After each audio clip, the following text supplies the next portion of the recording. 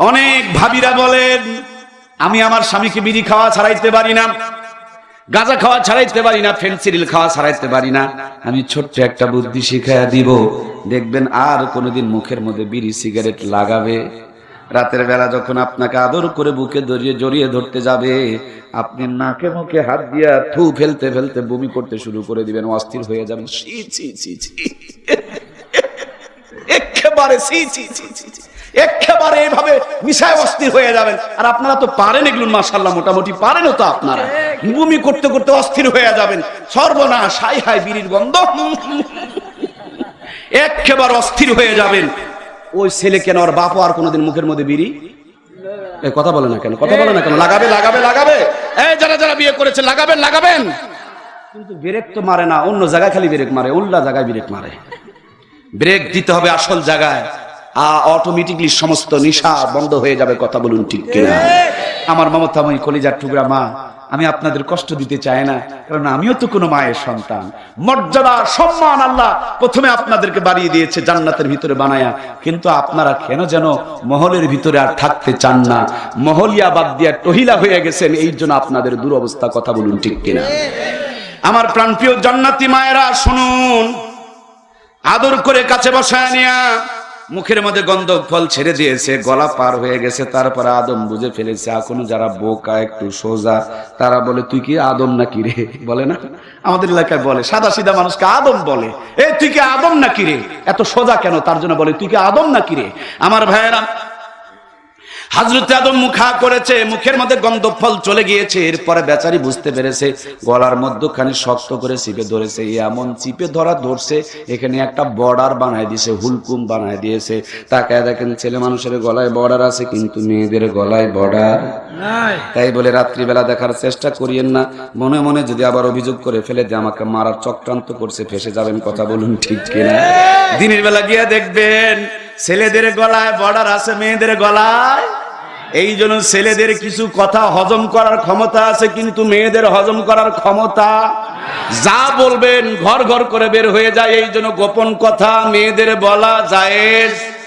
আপনার সংসারে আমি অশান্তি লাগাতে চাই না, কারণ মেয়েদেরকে বিশ্বাস না করলে সংসার হবে। আবার বেশি বিশ্বাস যারা করেছে অনেকেই মরে গিয়েছে। কথা বলেন ঠিক কিনা? ও আমার জান্নাতি মা, একবার খেয়াল করে দেখো, আমরা পুরুষ জাতি, আমাদের পায়ের নিচে জুতা, স্যান্ডেল আর মাটি, আর আমার মায়েরা কত খাঁটি, মায়ের পায়ের নিচে জান্নাতের ব্যবস্থা করে রেখেছেন কে? আমার মমতাময়ী জান্নাতি মা। নবীজির কাছে একজন সাহাবী গিয়ে বলছেন, ও নবী, খেদমত করব কার? নবী তিনবারই বললেন তোমার মা, চতুর্থবারে গিয়ে বলেছেন বাবার। তার মানে মায়ের মর্যাদা পুরুষের বাবার তুলনায় 3 গুণ বাড়াইছেন বিশ্ব নবী। আমার প্রাণপ্রিয় মায়েরা, সেই দিন বগুড়াতে এক মাহফিল থেকে নামলাম, ছোট্ট একটা বাচ্চা কোলে দিয়ে বলছে, হুজুর বাচ্চাটাকে একটু ফু দিয়া দেন, বাতাস লেগেছে। আমি জিজ্ঞেস করলাম কেমনে বাতাস লাগলো? এক মা বললেন ভাজা পোড়া খাইতে খাইতে তার বাহিরে গেছে, তার জন্য বাতাস লেগেছে। ছোট্ট বাচ্চা, ভাজা পোড়া খাইতে খাইতে বাহিরে গেলে যদি বাতাস লাগে রে ভাই, এমনি তো আমাদের মা বোনগুলো ফর্সা, আমরা পাচ্ছি না তাদের উপরে তেমন কোনো ভরসা, তারপর বিউটি পার্লারে গিয়া সাজুগুজু করতেছে, ঠোঁট পালিশ, দাঁত পালিশ, কান পালিশ, নাক পালিশ, কত পালিশ যে বাংলার জমিনে এখন আবিষ্কার হয়েছে। এই দুনিয়ার সবচেয়ে পাতলা কাপড়গুলো ওরা আমদানি করে নিয়ে এসেছে। দর্জি যদি পোশাকটা একটু ঢিল করে বানায়, আমার ডিজিটাল মায়েরা সেফটিকিন মেরে টেনে মাজার ভাঁজটাও পর্যন্ত বের করে দেখায়। 3 তলা জুতা পায়ে দিয়া, হাই হিল জুতা পায়ে দিয়া, রাত মানে না, দিন মানে না, সকাল মানে না, দুপুর মানে না, বৈকাল মানে না, খালি টোটো কোম্পানি ম্যানেজারের মতন ভোঁ ভোঁ ভোঁ ভোঁ করে ঘোরাফেরা করে। ছোট্ট বাচ্চা ভাজা পোড়া খাইতে খাইতে বাহিরে গেলে যদি বাতাস লাগে, বাতাসের কারণে যদি ভূমি করে অসুস্থ হইতে পারে। এভাবে পেট পিট বের করে এদিক ওদিক বের করে রাস্তা পথে ঘোরাফেরা করে। একবার বুকে হাত দিয়ে বলো রে মুসলমান, আল্লাহর আযাবের গজবের বাতাস তখন লাগে কিনা? জোরে বলতে হবে, লাগে কিনা?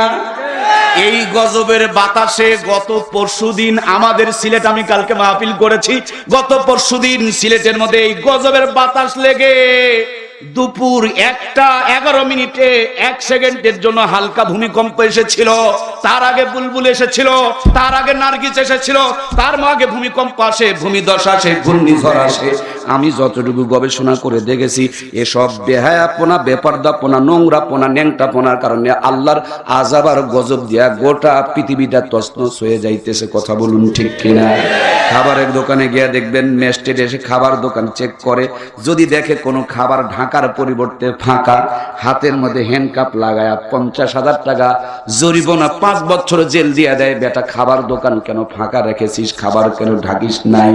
খাবারের দোকান ফাঁকা যারা রেখেছে এদের যদি জেল জরিমানা হয়, যাদের বুকে অন্না নাই, বুক টান টান করে দেশের মানুষগুলোকে জাহান্নামের দাওয়াত দেয়, যাদের বুকের মধ্যে অন্না নাই, ছোট্ট বেবিদের খাবার, বাবুদের খাবার, বাচ্চাদের খাবার, এদেশের মুচি সামার সাতাল বুনাকে বের করে দেখায়। শুধু খাবারের দোকানের জেল জরিমানা করলে হবে না, অন্নাবিহীন বাংলা আর নগ্ন মেয়েদের জেল জরিমানা করতে হবে। কথা বলুন ঠিক কিনা? ইফটিজিং বন্ধ হয় না, ইফটিজিং খুঁজে পাওয়া যাবে না। যৌতুক বন্ধ হয় না, যৌতুকের বংশ বাংলাদেশে কম্পিউটারে সার্চ দিলে আর পাওয়া যাবে। আগামীকাল কালো পোশাক পরা র‍্যাবগুলোকে ঢাকার মোড়ে মোড়ে নামায়া দাও। যে সমস্ত ইয়ং বয়সের উঠতি মেয়েরা শর্টকাট পোশাক পরে বুক টান টান করে রাস্তা পথে ঘোরাফেরা করে, ওকে ধরো, ধরার পরে ওর স্বামীকেও তেলা অ্যারেস্ট করো। কারণ তোর স্বামীর পোশাকটা সভ্য আর তোর পোশাকগুলো বেয়াদবের মতন। শুধু ওরে অ্যারেস্ট করলে হবে না, আর স্বামীর অ্যারেস্ট করা লাগবে। স্বামীরও করলে চলবে না, তার সঙ্গে সঙ্গে ওই মেয়েটার বাপ নামক আরো একটা মানুষ আছে, এটাকেও বাধা লাগবে। কথা বলুন ঠিক কিনা? মেয়েটাকে 5 বছরের জেল দাও, স্বামীটাকে 10 বছরের জেল দাও।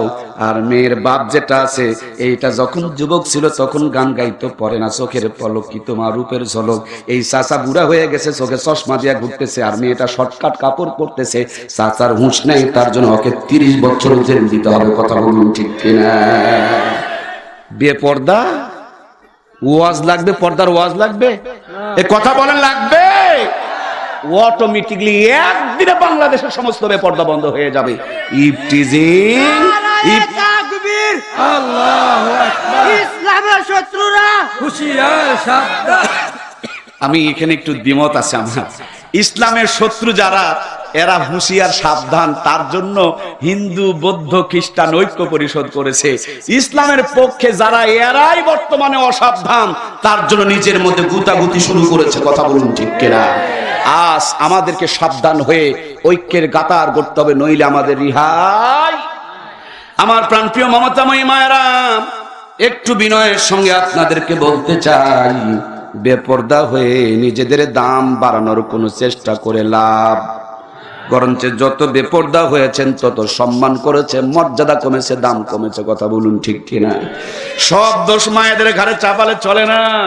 খেয়াল করে দেখেন, আমরা যখন বাজারে যাই, আঙ্গুর, আপেল, কমলা, বেদনা সুন্দর করে প্যাকেটিং করে নেয়, পলিথিনের কাগজে দিলে রাগ হয়ে যায়, বলে বেটা খাবার কি মানুষকে দেখায় নিয়ে বেড়ায়। এরা আঙ্গুর, আপেল, কমলা, বেদনা ঢাকা, কিন্তু মোটরসাইকেলের পিছনে বউ আছে, এইটার জায়গা জায়গা। কইলেন না কেন? কইলেন না কেন? এই যারা যারা কয় নাই তারা তারা এই কামেরই কাজী। আঙ্গুর, আপেল, কমলা, বেদনা ঢাকা, কিন্তু মোটরসাইকেলের পিছনে তার বউটা আছে, এইটার জায়গা জায়গা। বাড়িতে নিয়ে এসে আঙ্গুর, আপেল, কমলা, বেদনা ধুইয়া খাই, মুইসা খাই, কাইটা খায়। না ধোয়া খাইলে নাকি পেটের ব্যারাম হয়। কিন্তু যেই বউটারে সারাটা দিন মুসি, সামার, সাঁতাল, বুনা, মেথরকে দেখাইলো, ধোয়াও নাই, মুসাও নাই, দোয়াও নাই, কালামও নাই, ওযুও নাই, গোসলও নাই, নামাজও নাই, রোজাও নাই, সেই বউকে নিয়ে মিলামিশা করে। এইডস হয়, সিভিলিস হয়, গনোরিয়া হয়, ডায়রিয়া হয়। মিলামিশার ফলে পেট থেকে যদি কোনো সন্তান জন্ম নেয়, শাহজালাল, শাহ মাকদুমের মতন নয়, লুচ্চা, গুন্ডা, বাটপার দিয়া দেশটা এখন ভরে যাইতেছে। কথা বলুন ঠিক কিনা? ও আল্লাহ, আল্লাহ রে, এ কোন দুনিয়ায় পাঠাইলা আমারে। এই জামানার মানুষগুলোর মানুষ নাহি বলে, গরু ঘোড়া হার মানায়া হায়নার মতো চলে। ও আল্লাহ আল্লাহ রে, এ কোন দুনিয়ায় পাঠাইলা আমারে। হাইরে সাধের দুনিয়ায় মানুষ পাওয়া বড় দায়, মানুষ দেখতে চলেন এবার জাদুঘরে যায় সবাই। মানুষ দেখতে চলেন এবার কোথায়? জাদুঘরে গিয়ে দেখবেন ও বন্ধু, আদিম জামানার মানুষ আছে গো, শাড়ি থ্রি পিস পাঞ্জাবি পায়জামা লুঙ্গি ছিল না, কিন্তু শরম ছিল, ইজ্জতের দাম ছিল, সতীত্বের মর্যাদা ছিল। বড় বড় গাছের পাতা, ভিন্ন গাছের লতা দিয়া মানুষ তার ইজ্জতকে ঢেকে রেখেছে। আর এই জামানার মানুষ রূপী পশুগুলো ইজ্জত বের করে দেখানোর প্রতিযোগিতা শুরু করেছে। কথা বলুন ঠিক কিনা? সেই জন্য আমার আল্লাহ তাআলা কুরআনুল কারীমের মধ্যে বলছেন, ওয়ালা কাদ জারানা লি জাহান্নামা কাসীরাম মিনাল জিন্নি ওয়াল ইনস লাহুম কুলুবুন লা ইয়াফকাহুনা বিহা ওয়া লাহুম আয়ুনুন লা ইবসিরুনা বিহা ওয়া লাহুম আযানুন লা ইয়াসমাউনা বিহা উলাইকা কাল আনআম বাল হুম আদাল উলাইকা হুমুল গাফিলুন। আল্লাহ বলেন, আমি অনেক সংখ্যক জিন ইনসানকে সৃষ্টি করেছি জাহান্নামে দেওয়ার জন্য। লাহুম কুলুবুন লা ইয়াফকাহুনা বিহা, এদের বিবেক দিয়া আঙ্গুর আপেল কমলা বেদনা ঢাকলো, খাবার জিনিস ঢাকলো, কিন্তু বউ বাচ্চাগুলোকে ঢাকলো। এরা বুঝার পর বুঝলো না, দেখার পর দেখলো না, শোনার পর শুনলো না। আল্লাহ বলেন উলাইকা কাল আনআম, এরা হলো গরু ছাগলের মতন। আল্লাহ বলেন তার চাইতে নিকৃষ্ট, বাল হুম আদাল। সেই জন্য আমার প্রাণের ভাইয়েরা, কোরআনের জ্ঞান যদি আমাদের কলিজার ভিতরে থাকতো, আমরা এত পরিমাণ বেয়াদব হইতে পারতাম। এই সমাজকে যদি ভালো করতে হয়, কোরআনুল কারীমের ম্যাগনেট ছাড়া ভালো করা সম্ভব। আমার প্রাণপ্রিয় ভাইয়েরা, একটু খেয়াল করুন, নিজের ইজ্জতটা সুন্দর করে যখন আমরা জামা বানাই ফুল হাতা, ওই ভদ্রলোকই আবার বাড়িয়ালি জামা বানালে বানায় হাফ হাতা। নিজেরটা যখন বানায় কলার পর্যন্ত ঢাকা, যখন বাড়িয়ালির জন্য বানায় তখন বুকের অর্ধেকটা। নিজে যখন জামা বানায় প্যান্টের ভিতরে শার্ট ঢুকায়া বেল দিয়া ইন করা। হাসতে পারে না, কাশতে পারে না, বসতে পারে না। এরা যদি জিজ্ঞেস করেন এত যত্ন করে পেটের ভিতরে কি ঢেকে রেখেছেন, খোঁজ খবর নিয়ে দেখেন তেল আর চর্বি, নারী আর ভুঁড়ি, প্রসাব আর পায়খানা। কত বড় বোকার বোকা, নিজের পেটের পায়খানাকে রেখেছে ঢাকা। আর পৃথিবীর শ্রেষ্ঠ নিয়ামত আল্লাহর জান্নাতের সম্পদ যে মা বোনের পেট দিয়া দুনিয়াতে আসবে, ওই ফ্যাক্টরি আর কারখানা আমরা রেখে দিয়েছি ফাঁকা। এই জন্যই লুচ্চা গুন্ডা বেড়ে চলেছে, বৃদ্ধাশ্রমগুলো ভর্তি হয়ে যাইতেছে, যেখানে সেখানে আকাম কুকাম বেড়ে গেছে। এর একমাত্র কারণ আমাদের মা বোনের ফ্যাক্টরি। জান্নাতের মাল যেখান থেকে সাপ্লাই হয়, ফ্যাক্টরিটা ভালো নাই, তার জন্য জান্নাতের মাল ফ্যাক্টরি খারাপের কারণে জাহান্নামী হিসাবে দুনিয়াতে আসতেছে। কথা বলুন ঠিক কিনা? আমার প্রাণপ্রিয় ভাইয়েরা, ও আমার মমতাময়ী মায়েরা, আর বেশি বলতে পারলাম না মা। আল্লাহ আপনাদের জন্য কোরআনে বলেছেন, ওয়া করানা ফি বুয়ুতিকুন্না ওয়ালা তাবাররাজনা তাবাররুজাল জাহিলিয়াতিল উলা। ব্যবসা করবা, চাকরি করবা, যা কিছু করবা ভদ্র মানুষের মতন করো, অভদ্রদের মতন বুক পিট বের করে করতে পারো। ঠোঁটের মধ্যে লিপস্টিক লাগায়া ঠোঁটকে লাল করতে পারলে যদি ভদ্র হওয়া যায়, চিড়িয়াখানা গিয়া দেখে আসবেন বিনা লিপস্টিকে বান্দরের পিছন মনে হয় কম লাল। শরীরের এদিক ওদিক বের করে দেখানোর নাম যদি সভ্যতা হয়, কুকুর কি আসল জায়গা বের করে দেখায় না রে ভাই? তাই বলে আমি আমার মা বোনকে কুকুর বলতে রাজি নাই। আমি আমার মা বোনদেরকে মা বলতে চাই, কারণ মায়ের পায়ের নিচে জান্নাতের ব্যবস্থা করে রেখেছেন কে? জান্নাতের ভিতরে বানিয়ে এই দুনিয়াতে মায়েদের মর্যাদা বাড়িয়েছে। সুতরাং সেই মায়েরা শুধু পর্দা ছেড়ে দেওয়ার কারণে আজকে প্রত্যেকটা সেক্টরে ঢুকে ঢুকে মরতেছে। কথা বলুন ঠিক কিনা? আমরা মমতাময়ী মায়েরা, আমরা সামনে কেন আপনারা পর্দার ভিতরে, আমরা জানাজা পড়তে যাই, জুমা নামাজ পড়তে যাই, চরমনা যাই, ইস্তেমাতে যাই, কিন্তু আপনাদের এতগুলো কাজে যাওয়ার সুযোগ নেই। তার মানে আমরা বেশি নেকি করি? আপনারা তো ঠকে গেলেন, আপনারা তো হেরে গেলেন। না না, এখানে বসেন না, পর্দা লঙ্ঘন হবে। জুমার নামাজে জান্নাত পর্দা লঙ্ঘন হবে, ঈদের নামাজে জান্নাত পর্দা লঙ্ঘন হবে, চরমনায় জান্নাত পর্দা লঙ্ঘন হবে, ইস্তেমায় জান্নাত পর্দা লঙ্ঘন হবে। যে পর্দার কারণে এতগুলো ভালো কাজ করতে পারেন নাই, ওই পর্দাটুকু সুন্দর সুন্দর করে যদি আদায় করতে পারেন, আমরা এতগুলো কাজ করে যত সওয়াব কামাই করব, পর্দা করলেই আল্লাহ তার চাইতে বেশি সওয়াব দান করে দিবে। আমার প্রাণে ভাইয়েরা, সেই জন্য আপনাদের খেদমতে আমি বলতে চাই, আল্লাহর কোরআনের শিক্ষা ছাড়া এই জাতিকে ভালো করা সম্ভব? এই জাতি 50 বছর আগে, 1500 বছর আগে কোরআনের পেয়ে ছিল না, তার জন্য নিজের মেয়েকে জীবিত পুঁতে রেখে দিত। এখন কোরআন তাদের মাঝে নাই, এই জন্য 6 বছরের শিশু কন্যা থেকে 60 বছরের বৃদ্ধা পর্যন্ত ধর্ষিতা হয়। কথা বলুন ঠিক কিনা? আমার প্রাণে ভাইয়েরা, এই কোরআনুল কারীম এমন একটা নিয়ামত, কোরআন যারা পড়ে এদেরকে দুনিয়ার মধ্যে ভিআইপি বানায় রাখেন কে? আমরা আমাদের ছেলে মেয়েকে মাদ্রাসায় দিতে চাই না, চিন্তা করে মাদ্রাসায় দিলে 10,000 টাকা বেতন পাবে, এই দিয়ে কি আর সুখে থাকা যাবে? একটা যদি কলেজ ভার্সিটিতে পড়াইতে পারি, সুদখোর হবে, ঘুষখোর হবে, জুয়াচোর হবে, বাটপার হবে, ডান দিক দেখাবে, বাম দিক দেখাবে, উপরে খাবে, নিচে খাবে। নেতা যদি হয় তবু সব নেতা নয়। উপরের দিক দেখায়, নিচের দিক দেখায়, চুরি করে খায়, বাটপারি খায়, ইট খায়, রড খায়, সিমেন্ট খায়, বালু খায়, ধুলা খায়, খায় না? সরকারি যদি পায়খানা বাথরুম টয়লেট আসে, এটা কি সারে? মানে ওইটাও পর্যন্ত গিলে, কথা বলেন ঠিক কিনা? আমার ভাইরা, মন খারাপ করলে চলবে না।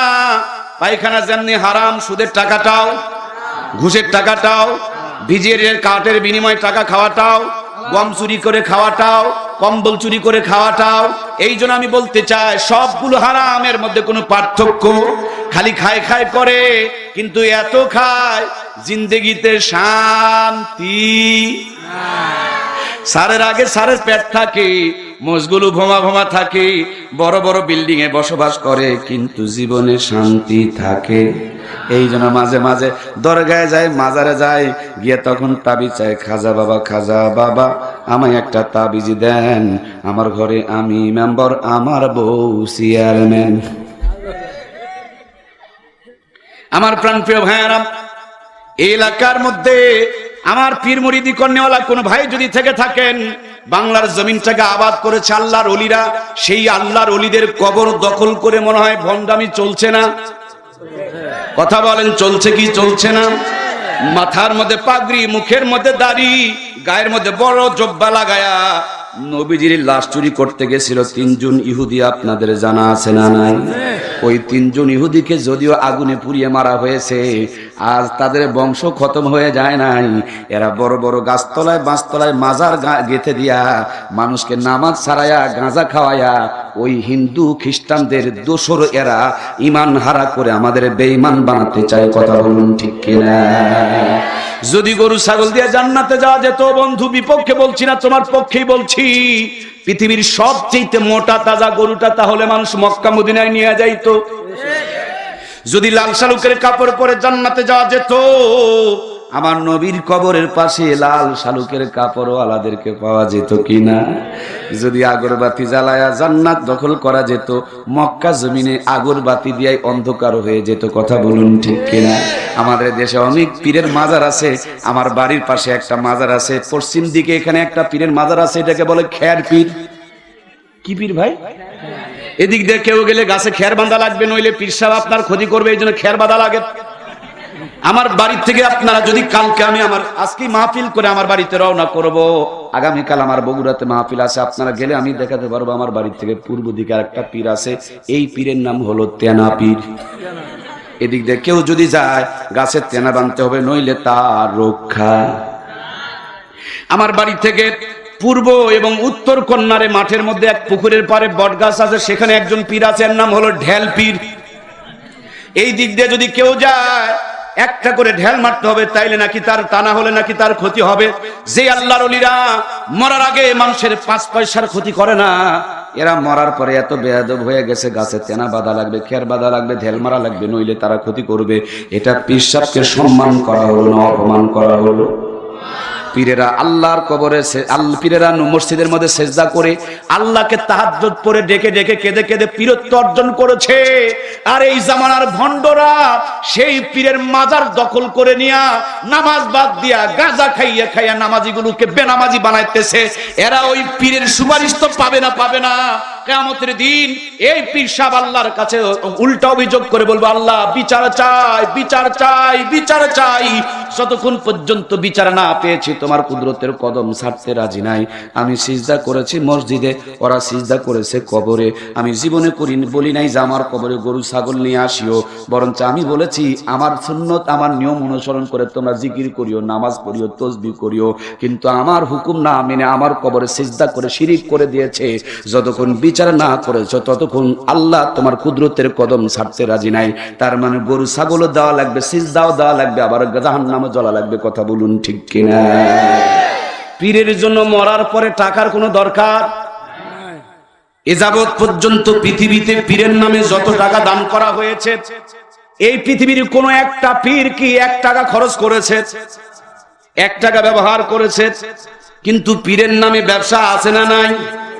আমার ভাইয়েরা, এই জন্য মাজারে টাকা দিবেন না। যদি পারেন মাজার থেকে টাকা আরো নিবেন। কোনো যদি গুনাহ হয় দায়িত্ব নিয়ে নিলাম, আল্লাহকে সাক্ষী রেখে কোনো গুনাহ হবে, তারপরে যদি হয় দায়িত্ব আমার আপনার, যত পারেন খালি নিবেন, দিবেন না, কোনোদিন দিবেন না।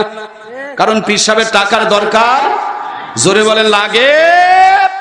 যদি পীর সাহেবকে আপনি ভালোবাসেন, পীরের কবরের পাশে গিয়ে দাঁড়াও, চোখ বন্ধ করো, হাতটা বুকের মধ্যে বাঁধো, আল্লাহর ওলিকে স্মরণ করে কোরআনুল কারীমের সূরা ফাতিহা তেলাওয়াত করো, সূরা ইখলাস তেলাওয়াত করো, দরুদ শরীফ পড়ে আল্লাহর কাছে রোনাজারি করো। 100 কোটি টাকা দান করলে পীর সাহেবের একটা পশমও খুশি হবে না। কিন্তু একটা বার সূরা ফাতিহা তেলাওয়াত করে 3টা বার সূরা ইখলাস তেলাওয়াত করলে পীর সাহেব কেন তার আত্মা খুশি হয়ে আপনার জন্য দোয়া করবে, ঠিক কিনা? আমি কি কোনো পীরের বিপক্ষে বললাম? আমিও পীরের মুরিদ, আমিও পীর মুরিদি ভালোবাসি। পীর মুরিদি দ্বারা এই বাংলার জমিন আবাদ হয়েছে, কিন্তু এদের কবর দখল করে নিয়ে এখন ভণ্ডামি, নাস্তিকি, বাটপারি চলছে। কথা বলেন। এই জন্য আমার ভাইয়েরা, আমরা সব সময় মাপকাঠি বানাবো নবীর মতে মত, তাকে বলে নবীর উম্মত। আমার পীরের মত যদি নবীর সঙ্গে মিলে আমি আসি, যদি না মিলে তাইলে আমি। নবীর দাঁড়িয়ে আছে, আমার পীরের মুছ আছে।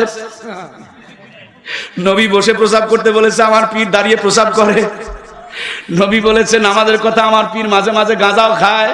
তার মানে আমার পীরের মত নবীর সঙ্গে মিলে, আমি সেই পীরকে মানতে রাজি। কারণ আমি পীরের উম্মত নয়, আমি নবীর উম্মত। পীরের চাইতে বড় কে? বিশ্ব নবী। সুতরাং আমি আমার নবীকে অনুসরণ করব। কাপড় যদি মাপতে যান মিটার দিয়ে মেপে দেন, তেল যদি মাপতে দেন লিটার দিয়ে মেপে দেন, ধান যদি মাপতে দেন ধারা পাল্লা কেজি দিয়ে মেপে দেন। আমার জিন্দেগি, আমার আদর্শ, আমার পীরের জিন্দেগি, পীরের আদর্শ নবীর সুন্নত দিয়ে মেপে দেখব। যদি সুন্নতের সঙ্গে মিল থাকে মানব, কোনো আপত্তি নাই। যদি মিল না থাকে, এটা যত বড় পীর দাবি করুক, আসলে এটা পীরও। আল্লাহ আমাদেরকে বুঝার তৌফিক দান করো, বলুন আমিন। এগুলো নিয়ে এত বলা লাগবে না। যদি আমার মাথায় কোরআনের সাপোর্ট থাকে, কোরআনের মেমোরি থাকে, অটোমেটিক সমাজ চেঞ্জ হয়ে যাবে। কথা বলুন ঠিক কিনা? এই দুনিয়ার ভিতরে কোরআনুল কারীমের প্রতিষ্ঠানে যদি আপনি আপনার সন্তানকে দিতে পারেন, যদিও আপনার সন্তানের কোটি কোটি টাকা থাকবে না, কিন্তু আপনার সন্তানের জিন্দেগিতে কোনো অভাব অভিযোগ বিরাজ করবে। ইমাম সাহেব 10,000 টাকা বেতন পায়, মাঝে মাঝে 3 মাস বাকি পড়ে যায়, তারপর হুজুরের ঠোঁটে মুখের হাসির কোনো অভাব নাই। আর ঘুষখোর 3 লাখ টাকা কামাই করে, এত খায় খায় করে, তারপরে তার অভাব শেষ হয়। 1 তালা বানালে 3 তালা রড বের করে রেখেছে, 3 তালা হয়ে গেলে 6 তালা রড বের করে রেখেছে। এক জমি কিনলে আরেক জমি বন্ধক নেওয়ার জন্য কিংবা বায়না করে রেখে দিয়েছে। যদি করি খালি ভুল করে গিয়া বলেন 10,000 টাকা ধার দাও, আগে বলবে নাই। ইমাম সাহেব 10,000 টাকা বেতন পায়, 3 মাস বাকি পড়ে আছে, তারপর হাসির কোনো অভাব। যেখানে যায় মানুষের টাকায় চা খায়, মানুষের টাকায় পান খায়, মানুষের টাকায় মিষ্টি খায়। দাওয়াত খেতে খেতে সময় নাই। মানুষকে যে দাওয়াত দিবে এরকম টাইম ইমামের। আমি যে দাওয়াত দিয়ে আপনাদেরকে বাড়িতে নিয়ে যাব, আমি তো বাড়িতেই থাকি না।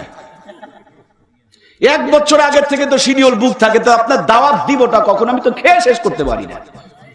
এর সম্মান আর মর্যাদা আল্লাহর কোরআনের কারণে। কথা বলুন ঠিক কিনা? আমার ভাইয়েরা একটু ভালো করে বোঝেন, একই সমান একসাথে জন্মগ্রহণ করেছে, একসাথে প্রাইমারিতে লেখাপড়া করেছে, একজন মসজিদের ইমাম আর একজন ঘুষখোর, দুইজনকে খেতে দিয়ে দেখবেন ইমাম সাহেব আলু ভর্তা দিয়ে 3 প্লেট বসাবে আর ঘুষখোর ওটা নিয়ে নাড়াচাড়া করতে করতে সময় কাটায়া দিবে।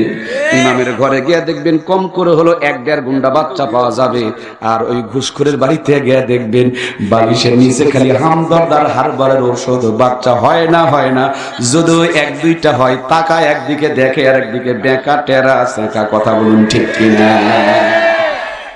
এরা টাকার জোরে সুন্দরী বিয়ে করেছে, আরো 3 লাখ টাকার শাড়ি পরায়া সুন্দর বানাইছে, বাড়িতে ঘরের কোনো অভাব নাই, স্বামী এক ঘরে বউ আর এক ঘরে, দুইজন কেঁপে কেঁপে মরে, আর ইমাম সাহেবের বেড়া ঘর, 350 টাকার শাড়ি, একে অপরকে বুকে জড়িয়ে ধরে বালিশে মাথা দিতে দেরি, জান্নাতের ঘুম ধরতে দেরি লাগে না, এমন ঘুম ঘুমাই রেলগাড়ির চাইতে বেশি আওয়াজ হয়। আমার প্রাণপ্রিয় ভাইয়েরা, সেই জন্য হালালের মধ্যে বরকত রেখেছেন কে? আপনাদের এলাকায় কি গরু আছে? গরু একটা করে মাত্র বাচ্চা দেয়, কুকুর দেখবেন 5টা 7টা করে বাচ্চা দেয়। হিন্দুদের বাড়িতে শুকুর নামে আরেকটা প্রাণী আছে, এই শুকুর 12টা 14টা বাচ্চা দেয়। যেই পরিমাণ প্রত্যেকদিন কুরবানির ঈদে গরু জবাই করে, হাটে বাজারে গরু জবাই করে, ওই পরিমাণ কুকুর শুকুরের ব্যবহার করা হয়। গরু একটা করে দেয়, এত বেশি গরু খায়, তারপরে হিসাব করে দেখবেন গরুর কোনো অভাব। আমি যোগ বিয়োগ করে দেখেছি, গরু নামক আল্লাহর নিয়ামত প্রাপ্ত প্রাণীটা হলো হালাল, আর ওই 2টা প্রাণী হালাল নয়, তার জন্যই এত বেশি দেয়, তারপর বরকত। ইমাম সাহেব 10,000 টাকা বেতন পায়, আলু ভর্তা দিয়ে ভাত দিলেও 3 প্লেট খাই। আমার ভাইরা শক্ত বিছানাতেও ঘুমাতে দিলে ঘুমের কোনো সমস্যা। আমার ভাইরা শান্তি আর শান্তি, জিন্দগিটা শান্তি দিয়ে পরিপূর্ণ।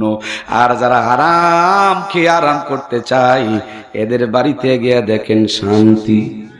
স্বামী ঢুকে সকাল রাত্রে 10টায়, বউ ঢুকে 11:30টায়, কারণ স্বামীর চাইতে বউয়ের সার্টিফিকেটের মান বেশি, বেতনও বেশি। ছেলে আসে 12টায়, এসে আবার টাকা চায়, মানে এই যে একটু ড্রিঙ্কস করতে যাবে, টাকা যদি বের করতে দেরি করে বুকের মধ্যে পিস্তল ধরে, এরকম সন্তান আমার দেশে একটাও নাই। আমার ভাইয়েরা, ওই যে ঐশী নামক আল্লাহর এক বান্দি বাপ মাকে মেরে ফেলে দিল, আজ জেলখানার ভিতরে তাকে কোরআনুল কারীম পড়ানো হয়। ঐশীর বাপ মা আগে যদি কোরআন পড়াতো, জেলখানার মধ্যে ঐশীও পচতো না, ওদেরকেও মরা লাগতো। এই জন্য আমার ভাইয়েরা, লতিফ সিদ্দিকী কোরআনের বিরুদ্ধে কথা বলে, তসলিমা নাসরিন কোরআনের বিরুদ্ধে কথা বলে, এর পিছনে একটাই মাত্র কারণ, ওদের মাথায় মাল আছে, কোরআনের মাল নাই, তার জন্য উলট পালট কথা কয়। যদি কোরআনের মাল থাকতো, জিন্দগিতে উলট পালট কথা বলতো।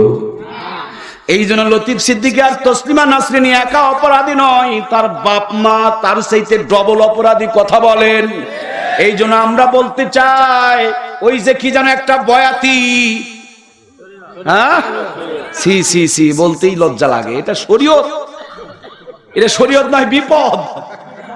সি সি সি সি, এ বয়াতি কি আবল তাবল কথা বলে, বয়াতি হোক আর টয়াতি হোক, আর মাথায় যদি কোরআনের মাপ থাকতো, মুখ থেকে স্লিপ করে সমস্ত অভদ্র কথা বের হতো। সুতরাং আজকে লতিফ সিদ্দিকী, তসলিমা নাসরিনারা বয়াতি শুধু দায়ী নয়, এদের বাপ মা সমপরিমাণ অপরাধী। কথা বলুন ঠিক কিনা? আমরা বয়াতির বিরুদ্ধে খালি স্লোগান দিতে রাজি থাকলে হবে না। আগামী শনিবারে বাংলার তৌহিদি জনতা গোটা দেশব্যাপী এর প্রতিবাদ করবে। এলাকার ইমাম আলেম ওলামারা প্রতিবাদের জন্য প্রস্তুতি নিচ্ছে, আপনারাও সহযোগিতা করেন, সাড়া দিবেন। কিন্তু আমার ভাইয়েরা, আমি বলতে চাই, বয়াতির গালে গালে জুতা মারো তালে তালে, আমি তো দেখতেছি কয়েকদিন পর সেই জুতা আবার আমাদের গালে। কারণ বয়াতির বাপ মা কোরআন শিখায় নাই, এই জন্য বয়াতি বেয়াদব হয়ে গেছে।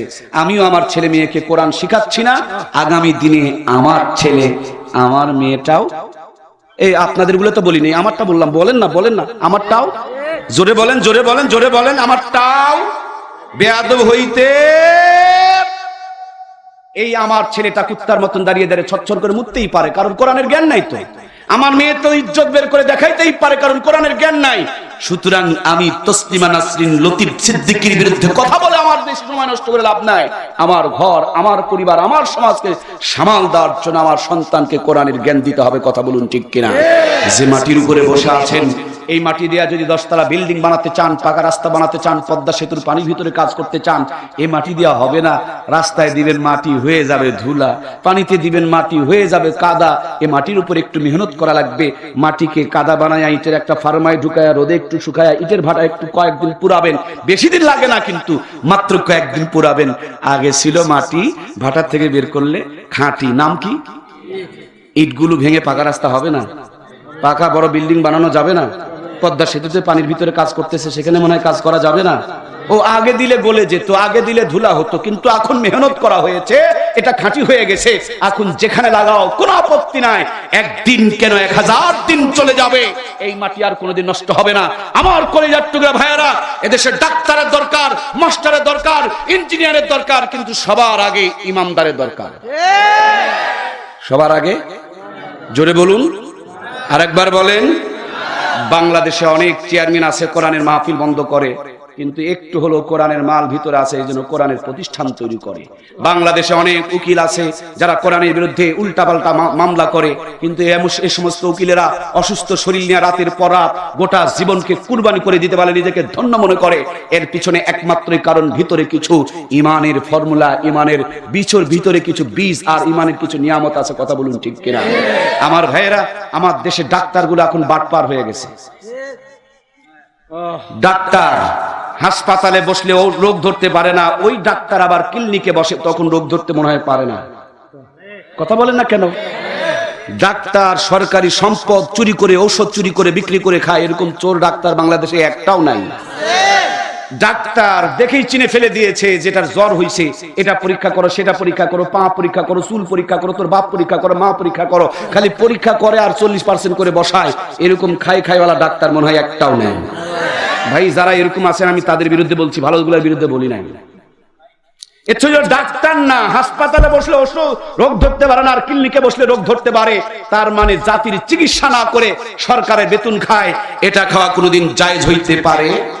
এই হারাম টাকা দিয়া ছেলে মেয়ে মানুষ করলে ছেলে মেয়ে বৃদ্ধাশ্রমে রেখে আসবে, জিন্দগিতে ভাত কাপড় দিবে? এই হারাম টাকা দিয়া বউকে শাড়ি কিনে নিয়ে এসে দিবেন, যেই দিন বাড়িতে থাকবেন না সেই দিন রিকশায় চড়ে অন্য জায়গাতে গিয়ে আকাম করবে, এটাই হলো তার বাস্তবতা। কথা বলুন ঠিক কিনা? এই জন্য আমরা ডাক্তার চাই, বাটপারের আমাদের কোনো দরকার। মাস্টার স্কুলে গেলে বুঝতে পারে না, ওই স্যার আবার কোচিং সেন্টার খুলেছে। কোচিং সেন্টার নাই? প্রাইভেট আছে না নাই? কিরে গোপাল ভার মাস্টার, তুমি না স্কুলে বুঝাইতে পারো না? আর যদি তুমি স্কুলে বুঝাইতে পারতে তাহলে তো কোচিং সেন্টার আর প্রাইভেট সেন্টারের দরকার পড়তো না। সুতরাং স্কুলে যায়, মাথায় বুদ্ধি থাকার পর বুঝায় না, আবার ওই স্কুল থেকে বের হয়ে এসে কোচিং সেন্টার আর প্রাইভেট সেন্টারে বুঝায়। তার মানে তার মেমোরি খাটায় নাই, আর মেমোরি না খাটায়া সরকারের সম্পত্তি খায়, বেতন খায়, এটাও তার জায়েজ নাই। বাংলাদেশে কোচিং সেন্টারকে যদি বন্ধ করতে হয়, সবার আগে ইমানদার বানাতে হবে। ইমানদার কোনোদিন ফাঁকিবাজি করবে? আমার দেশে ইঞ্জিনিয়ার আছে, সরকারের রডগুলো বিক্রি করে খায়, আর রডের পরিবর্তে বাঁশ দেয়। নাই নাই? কথা বলেন, আছে না নাই? আমি বলছি খালি আমাদের দেশের রাষ্ট্রপতি বুয়েটের মধ্যে গিয়া বলছে, ভাইরা আপনাদের কাছে অনুরোধ, আর বাঁশ দিয়েন না, আপনারা আর বাঁশ দিয়েন না জাতিকে। তার মানে ইঞ্জিনিয়ার কিন্তু ভিতরে ইমান নাই, রড বিক্রি করে খায়, বাঁশ দেয়। আমার ভাইরা, এই ডাক্তার মাস্টার ইঞ্জিনিয়ার হওয়ার আগে কোরআনের ফার্মায় ঢুকায়া যদি তাকে আগে ইমানদার বানানো যেত, এরপরে যদি ডাক্তার হতো, ইমাম তাকে বলে দিত, না গরিব মানুষটা গ্রাম থেকে কষ্ট করে এসেছে, তুমি তার রোগ না ধরে ফিরিয়ে দিতে পারো না, এই গরিবের সম্পদ ঔষধ তুমি বিক্রি করতে পারো না, এই গরিব মানুষটা প্রাইভেট পড়ানোর যোগ্যতা রাখে না, তার সন্তানকে স্কুলে না পড়ায় তুমি প্রাইভেটের ব্যবসা শুরু করেছো, এটা তোমার হালাল হবে না। এই গরিবের সম্পদ রড সিমেন্ট গুলোকে বিক্রি করে খেয়ে সেই জায়গাতে তুমি বাঁশ দিচ্ছ, এই বেতন তোমাকে সুখে রাখবে না। আমার ভাইয়েরা, সেজন্য দেশ আর জাতিকে যদি ভালো করতে হয়, ডাক্তার মাস্টার ইঞ্জিনিয়ার বানানোর আগে ইমানদার বানাতে হবে। কথা বলুন ঠিক কিনা? আমি যদি অসুস্থ হয়ে যায়, আমার জন্য চিকিৎসার দরকার, এই জন্য ডাক্তারের বিরুদ্ধে আমি নয়।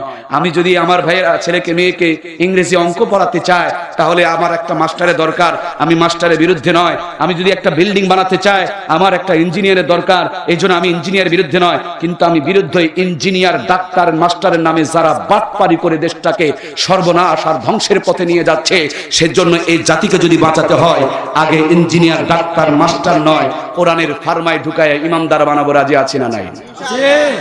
এখানে দিনের বেলা শুধু পড়ানো হয় না, স্কুলে দিনে পড়ায়, রাতে কি পড়ায়? কিন্তু মাদ্রাসায় দিনেও পড়ায়। স্কুলের মধ্যে আমার ভাইরা বাংলা, ইংরেজি, সমাজ, বিজ্ঞান, ইতিহাস, ভূগোল যা যা আছে সব পড়ায়। মাদ্রাসাতেও গিয়ে দেখবেন এখন প্রত্যেকটা মাদ্রাসায় যত্ন সহকারে বাংলা, ইংরেজি, অঙ্ক, সমাজ, বিজ্ঞান, ইতিহাস, ভূগোল যা যা ওরা পড়ায়, এরাও পড়ায়। কিন্তু ওরা খালি দুনিয়ার উপরে যেটা কাজে লাগে সেটা পড়ায়, আর এরা দুনিয়াতে কাজে লাগে এটাও পড়ায়, দুনিয়া থেকে বিদায় নিলে কাজে লাগে সেটাও।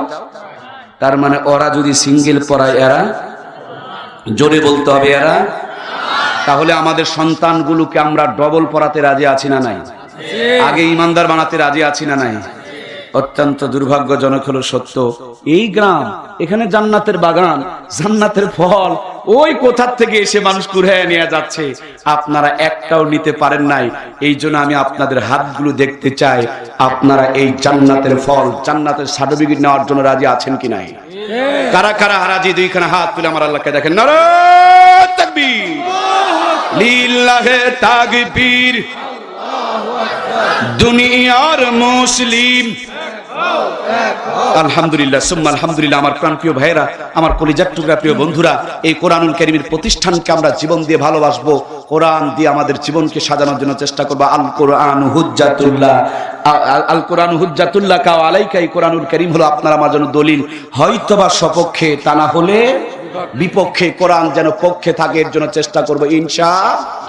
মহান মুক্তিযুদ্ধ যিনারা করেছেন, সরকার তাদেরকে কোঠা দিতেছেন, ভাতা দিতেছেন, টাকা দিতেছেন, সম্মান দিতেছেন, মর্যাদা দিতেছেন। কোরআনের পক্ষে যদি থাকতে পারেন, আপনার সম্মান, কোঠা, ভাতা, মর্যাদার ব্যবস্থা আমার আল্লাহ করে রেখেছেন। সুবহানাল্লাহ বলুন। আল্লাহর নবী বলেন, মান কারাআল কুরআনা ফাস্তাজহারাহু ফাহাল্লা হালালাহু ওয়া হারামা হারামাহু আদখালাহুল্লাহুল জান্নাহ ওয়া শাফা শারাতাহু মিন আহলি বাইতিহি কুল্লুহুম কদ ওয়াজাবাত লাহুন নার। আল্লাহর হাবিব বলেন, যেই ব্যক্তি কোরআনুল কারীমকে পড়লো, হালালকে হালাল বলে জানলো, হারামকে হারাম বলে বর্জন করলো, ওই লোকটা যখন জান্নাতের মধ্যে যাবে, তার পরিবার থেকে 10 জন ব্যক্তিকে সুপারিশ করে আল্লাহর জান্নাতে নেওয়ার ক্ষমতা আল্লাহ দান করে দিবে। এই জন্য আমার ভাইয়েরা, কোরআনুল কারীমের মহব্বত করে আমি আপনি জান্নাতি হতে পারি। জান্নাতে যাওয়ার সময় 10 জন মানুষকে জাহান্নাম থেকে তুলে জান্নাতে নেওয়ার সুযোগও পেয়ে যেতে পারি। সেই জন্য কোরআনুল কারীমের মহব্বত আমরা জিন্দেগিতে সারা জীবন করব ইনশাআল্লাহ। এই দুনিয়াতে যদি আপনি ভাঙা ঘরে থাকেন, আপনার ভাঙা ঘরকে আল্লাহ জান্নাতের টুকরা বানিয়ে দিবে। আলুর ভর্তার ভিতরে জান্নাতের স্বাদ বাড়িয়ে দিবেন কে?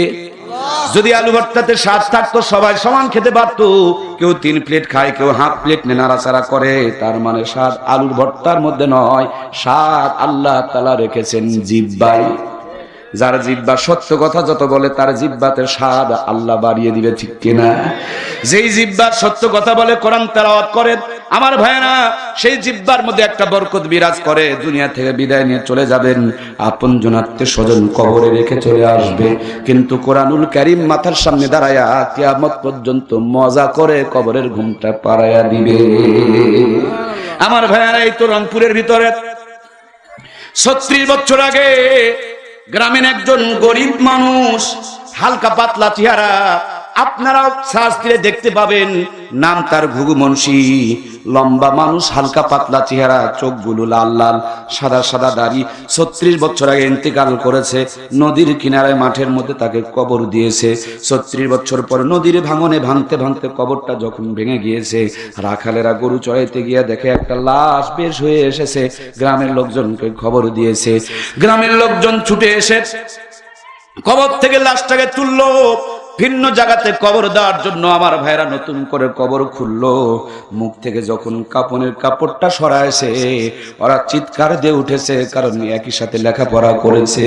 সরমুনাতে গিয়ে আল্লাহর ওলির খাতায় নামটা লেখা দিয়া কোরআন তেলাওয়াত করতো, আর জবানটাকে নড়াচড়া সবসময় চালু রেখে দিত।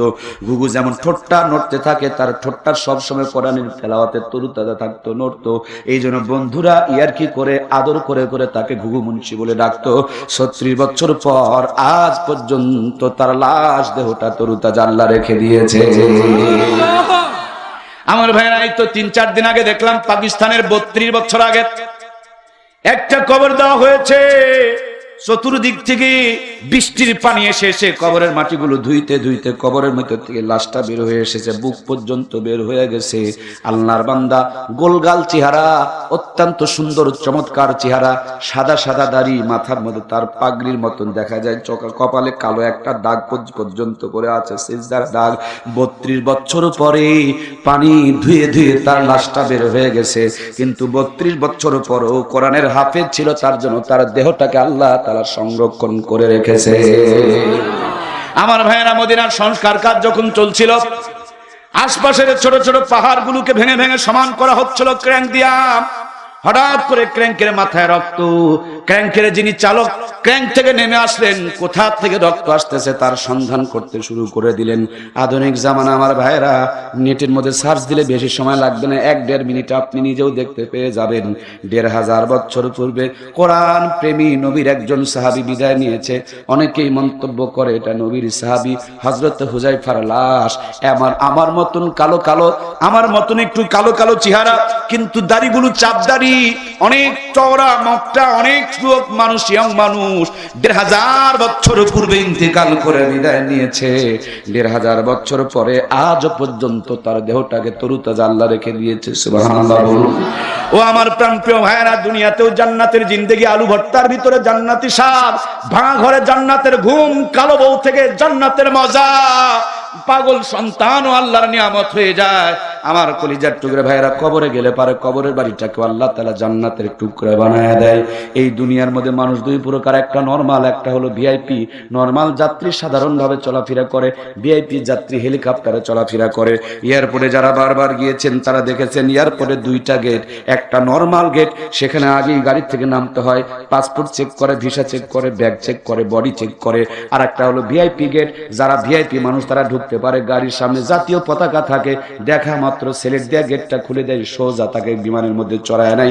এটা হলো ভিআইপি মানুষ। এই দুনিয়াতে কোরআন যারা পড়বে এরা দুনিয়াতেও ভিআইপি, কবরেও ভিআইপি। হযরত ইসরাফিল সিংহার মধ্যে ফুৎকার দিবে, 2বার ফুৎকার হয়ে যাবে, কোরআন প্রেমী জানতে পারবে না। 3য়বার যখন ঘুমটা ভেঙে যাবে, চোখ মিলে তাকিয়ে দেখবে আল্লাহর কোরআন তাকে জান্নাতে নেওয়ার জন্য কবরের কিনারে অপেক্ষা করবে। আজকে কোরআনের জন্য আমরা অপেক্ষা করছি, সেই দিন কোরআন আপনার আমার জন্য অপেক্ষা করবে। আল্লাহর কোরআন বুকের মধ্যে তুলে নিয়ে এক কান দিয়া জান্নাতের গেটে পৌঁছায়া দিবে। সুবহানাল্লাহ বলুন। নরমাল জান্নাতীরা জান্নাতের সিটগুলো দেখাবে, টিকিট দেখাবে, আমলনামা দেখাবে।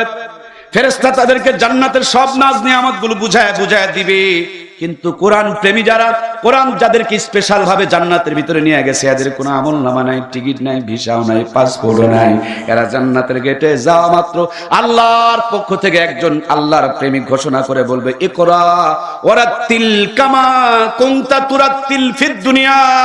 ও আল্লাহর জান্নাতের বান্দা বান্দি, যেইভাবে দুনিয়াতে একটা একটা করে কোরআনের আয়াত পড়েছিলে, আজকে একটা একটা করে আয়াত পড়ো, আর এক এক তালা বিশিষ্ট জান্নাত অর্জন করো। এক একজন হাফেজে কোরআনকে 6666 তালা বিশিষ্ট আমার আল্লাহ জান্নাত দান করবেন।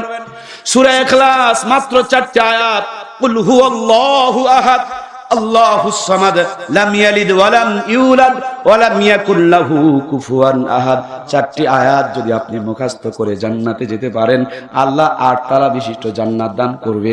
আর জান্নাতের এক একটা তালা এরকম 2টা দুনিয়ার সমপরিমাণ হবে। আমার ভাইয়েরা, জান্নাতে এক একজন নরমাল জান্নাতীকে আল্লাহ 70টা করে হুর দিবে। এক একটা হুরের শরীরে 70 পর্দা কাপড় থাকবে। এরপরে হাড্ডি ভেদ করে, রক্ত ভেদ করে, গোশত ভেদ করে, হাড্ডির ভিতরে ক্যালসিয়ামটা পর্যন্ত দেখা দিবে। এই দুনিয়ার সবচেয়ে সুন্দরী মেয়েটা যদি, আমি মুর্শিদুল আলম মর্তুজাকে যদি বলেন আপনাকে বিয়ে করব, আমি তো শরম পেয়ে যাব, কারণ আমার মতন এই মোল্লা অত সুন্দর মেয়েকে বিয়ে করতে শরম লাগার কথা। জান্নাতে গিয়ে অত সুন্দরী হুর পাবেন, আপনাকেও তো শরম লাগবে, লাগবে কিনা? এই শরমটুকু ভাঙানোর জন্য আমার ভাইজান দ্বিতীয় বক্তা আলোচনা করছিলেন কোরআনুল কারীমের ভিতরে আল্লাহ একটা জান্নাতের মাহফিল, কোরআনের মাহফিল করবে। ওই মাহফিলে 2 জন বক্তা থাকবে। 1 নম্বর প্রধান বক্তা মুহাম্মদুর রাসূলুল্লাহ, দ্বিতীয় বক্তার নাম হযরত দাউদ আলাইহিস সালাম। আর সভাপতির দায়িত্ব পালন করবে যে আল্লাহর কোরআনের মহব্বতে এত রাত বসে আছি, আল্লাহ নিজেই সভাপতির দায়িত্ব পালন করবে। সুবহানাল্লাহ। আমার ভাইয়েরা, এই দুনিয়াতে কোরআন যারা মহব্বত করবে, আল্লাহ তাদেরকে জান্নাতের মাহফিলে কোরআনের মজলিসে দাওয়াত দিবে। এক একটা চেয়ারে বসে থাকবে, চেয়ারগুলো বাতাসে দুলবে। শীতের দিনে কুয়াশা পড়ে পড়ে কলার পাতার উপরটা ভরে যায়, দুবলা ঘাসগুলো সাদা হয়ে যায়। আল্লাহ পূর্ব দিক থেকে একটা স্নিগ্ধ বাতাস ছেড়ে দিবে, আর বাতাস বডিতে লাগবে, দেহতে লাগবে, কোরআনের তেলাওয়াত চলবে। এক একজন জান্নাতীর বডি বেড়ে বেড়ে 60 গজ চওড়া হয়ে যাবে। জান্নাতে যাওয়ার পর জান্নাতি হুরকে দেখে শরম লাগতো, কিন্তু কোরআনের মাহফিল থেকে যখন আমরা ফিরবো, আমাদের চেহারা জান্নাতে হুরের চাইতে কোটি কোটি গুণ আল্লাহ সুন্দর বানায়া দিবে। আমার ভাইয়েরা, এই কোরআনের মর্যাদা নিয়ে একের পর এক, রাতের পর রাত, দিনের পর দিন, মাসের পর মাস যদি আমরা আলোচনা করি, কোরআনের মর্যাদা আমরা বলে শেষ করতে পারবো? এক কথাই বলতে চাই, এটা হলো একটা ম্যাগনেট, এটা হলো চুম্বক, এটা হলো পরশ পাথর। এটা যেখানে রেখেছিলেন তার মর্যাদা বাড়লো, যিনি নিয়ে আসলো তার সম্মান বাড়লো। যে পাহাড়ে নাজিল হলো আলুর পাহাড় হয়ে গেল, বর্বর জাতির কাছে আসলো, তারা দুনিয়ার দামি জাতি হয়ে গেল। 50 বছর আগে ছিল মাসকালার ডালের তেলানিতে মজা ছিল, এখন আমাদের ঘর বিল্ডিং হয়ে গেছে, কটকটি সিরিয়াল চলতেছে, ছবি আর টিভি দিয়ে ঘরটা পরিপূর্ণ হয়ে গেছে, কোরআনের জায়গা নাই। এই জন্য ঘরের মধ্যে রহমত নাই, বরকত নাই, ঠিক কিনা? আমার প্রাণপ্রিয় ভাইয়েরা, এই কোরআনুল কারীমের মহব্বত নিয়ে এত গভীর রাত পর্যন্ত কথা শ্রবণ করেছেন, সেই কোরআনকে সাক্ষী বানানোর জন্য, ওই কোরআনুল কারীমকে পক্ষে রাখার জন্য, কোরআনের মহব্বতে আজকের গভীর রজনীতে 50,000 টাকা দেওয়ার মতন আল্লাহর কোন বান্দা আছে না নাই? আমি জানি 50,000